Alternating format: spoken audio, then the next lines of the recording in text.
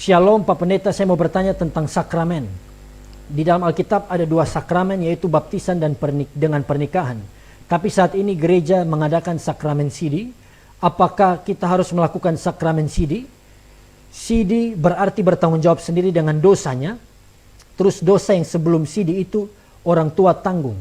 Tolong dijelaskan Pak, terima kasih. Nah pertanyaannya ini, apakah kita harus melakukan sakramen sidi?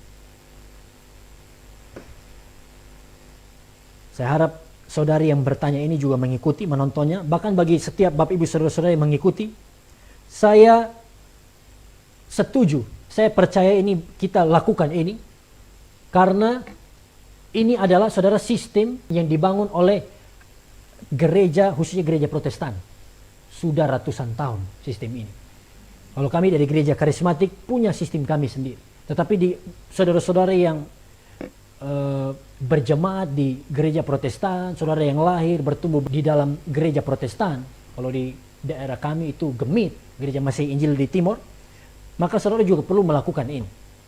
Karena ini saya percaya adalah sistem yang dibangun oleh bapak-bapak gereja dengan ilham, dengan hikmat dari Tuhan untuk saudara menuntun anak-anak khususnya dari sekolah minggu, kemudian mulai bertumbuh menjadi remaja, iya kan? Ketika usianya sudah tepat, sudah siap, lalu masuk ke dalam kelas katekesasi. Nah, di dalam kelas katekesasi sistem ini di mana anak-anak akan dibimbing, diajari tentang firman Tuhan, tentang dasar-dasar kebenaran, dan sesudah kelas berapa lama itu? Sesudah tergantung dari kebijakan masing-masing gereja, nanti akan ditabiskan sidi. Nah, perhatikan.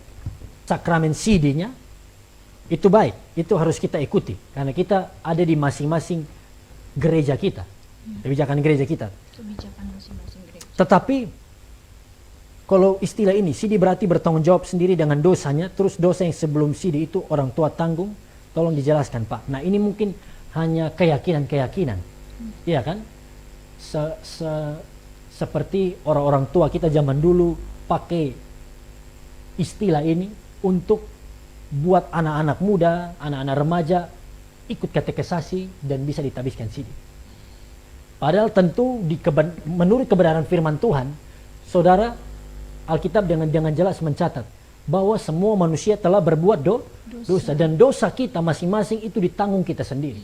Tidak ada dosa saya ditanggung orang tua saya, dosa orang tua saya ditanggung oleh opa oma saya, no.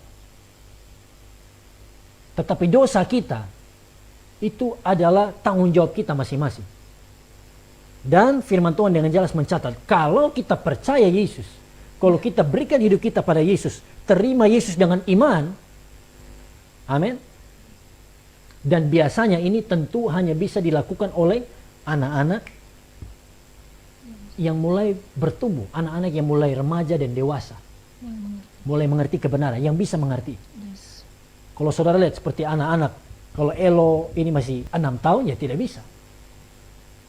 Anak-anak yang masih kecil, bayi ya tidak bisa. Tetapi anak-anak yang sudah bertumbuh, yang sudah mulai tahu membedakan mana yang benar, ya kan, mana yang baik dan jahat, dan mereka sudah mulai mengenal Yesus. Nah, kita perlu untuk menerima Yesus sebagai Tuhan dan Juru Selamat.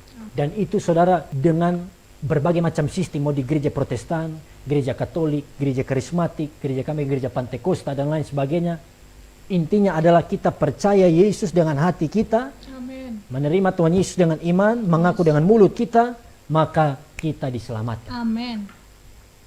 Karena bukan kita lagi menanggung dosa kita, tetapi Yesus menanggung setiap dosa kita.